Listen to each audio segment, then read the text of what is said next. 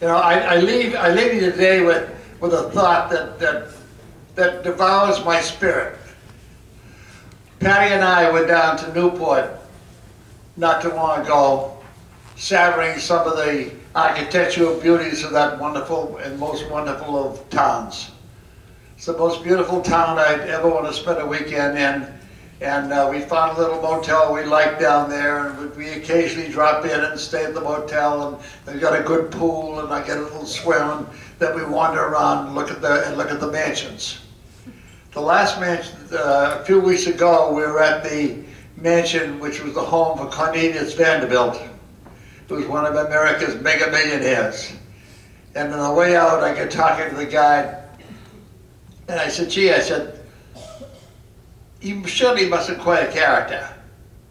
He said, Jack, he had a great ego, he had a great feeling of self-worth, he was a great leader, and above all, he was an optimist.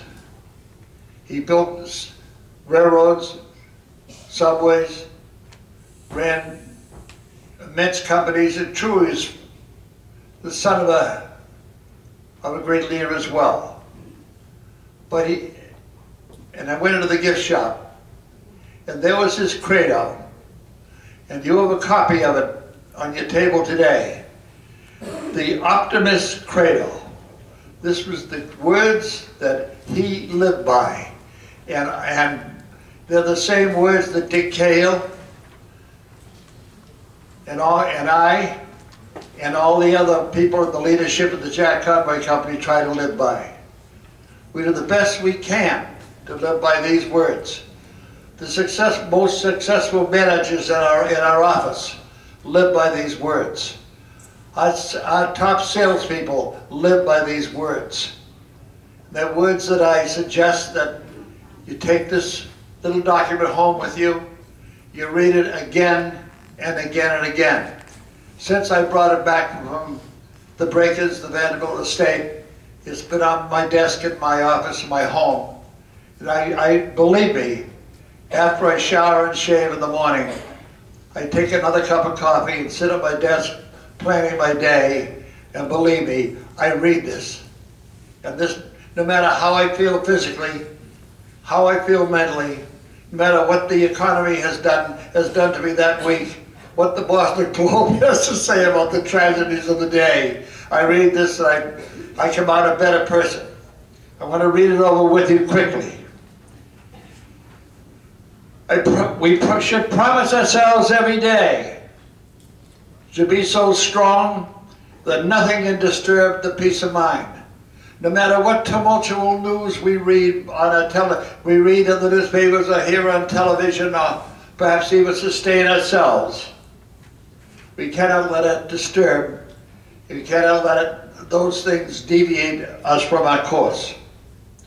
We have to talk health and happiness and prosperity to every person that we meet.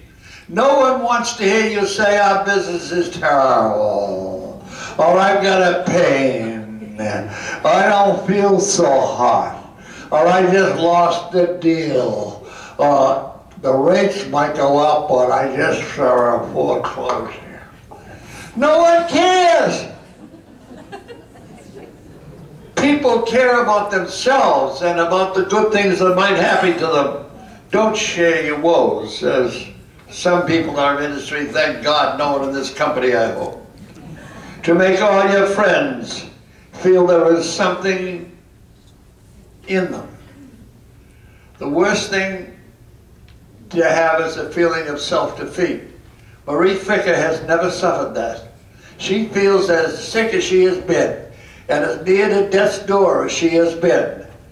There is something in her, and she's going to keep developing, and she's going to come out a winner, and she's going to do something else. What spirit?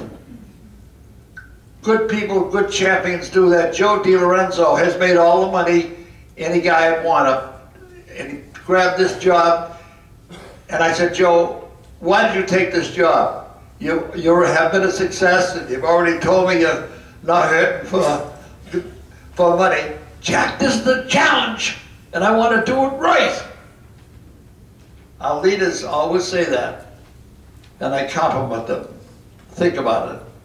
You always look at the sunny side of everything and make your optimism come true. There's always a happy tomorrow. I'm a young guy who got a number of years left of my life. I'm not looking to go anyplace. 85 I don't consider very old. I've done something that not a lot of other people my age do. I was in Florida for 4 days last week visiting great-grandchildren, and I swam a quarter mile every day, and the last day I decided I'm going to shoot for a half a mile. My wife said, "You're nuts." Well, I almost made it, but that'll give me an incentive to find another pool and try it again. We always think of the future, to think only of the best, to work only for the best and expect only the best. Doing a second-class job for a customer is never very satisfying, even to them, or to the office, or to yourself. Just know that when you're with a customer, we owe it to them and owe it to ourselves to be as first class as God will allow us to be, to forget the mistakes of the past and press on to greater achievements in the future. Everyone in this room has made mistakes, and I may be the leader. I've made a ton of them. I've been making mistakes all my life. But no matter what happens, and any mistake I make, that was yesterday. I don't think about mistakes. Let's go on and do it better the next time. Let's try not to make the fall quite as hard as it was the last time. If that wasn't so, I wouldn't be striving and doing the wonderful things that God allows me to do now. This industry is going to get better. We're going to get better with it. This company put together more transactions last year than any privately owned company in Massachusetts. That is indeed an achievement that is due to you, because you have decided you're going to get better. You're not going to let it happen to you. To wear a cheerful countenance at all times and give every living creature you meet a smile. We talked about that earlier. No one likes a pessimist. No one will listen to a pessimist. Everyone owes it to themselves and to the world to think up.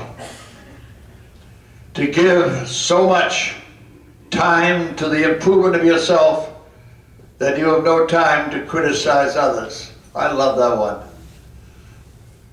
I love people who read self-help books, and I love people who read good articles in real estate magazines, and people who attend real estate forums and try to learn, so when the customer asks them a question, they're not going to have to say, "Duh."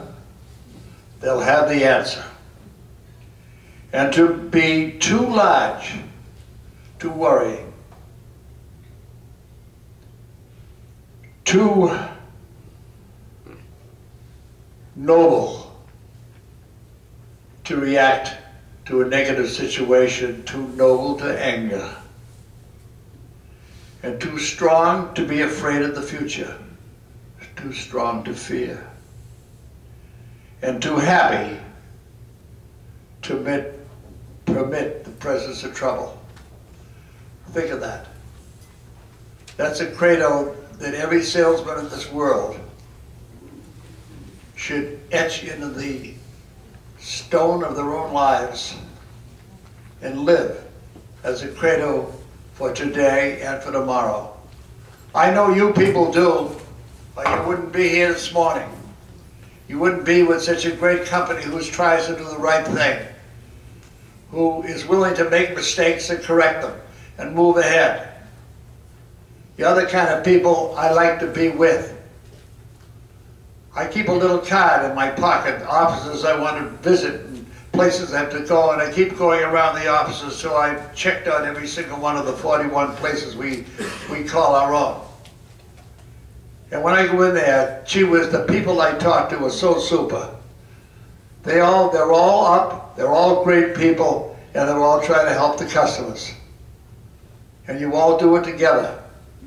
I'm proud of every single person in this room, and I'm proud to be a member of this organization. And I say thank you, and let's take the optimistic room and let's go out and tell the rest of the world that things are great. And they should own more real estate, and if they're going to buy it from us. There you are. Thank you.